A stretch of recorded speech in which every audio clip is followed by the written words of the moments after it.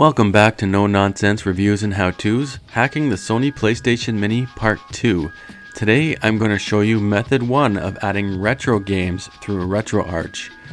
Now this method takes the longest, but it is a way to do it nonetheless, so let's get started. With your external hard drive plugged into your computer, go into the ROMs folder. Drag your ROMs over.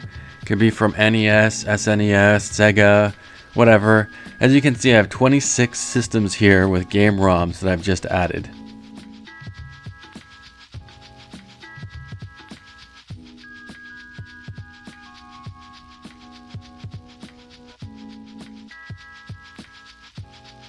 Back at the PlayStation, let's boot it up. We can press the square button to get into RetroArch directly.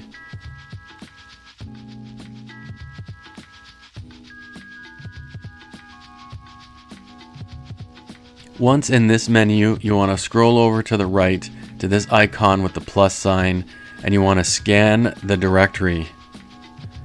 So click X on your controller, go down to scan this directory, and press X again.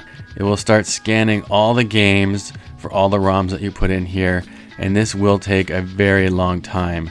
Right now it's only picking up just over 8,800 games, but as it continues to scan, it's going to pick up more and more. I'm over 23,000 here. I skipped ahead.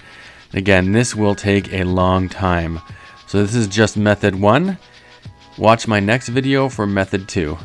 Thanks for watching.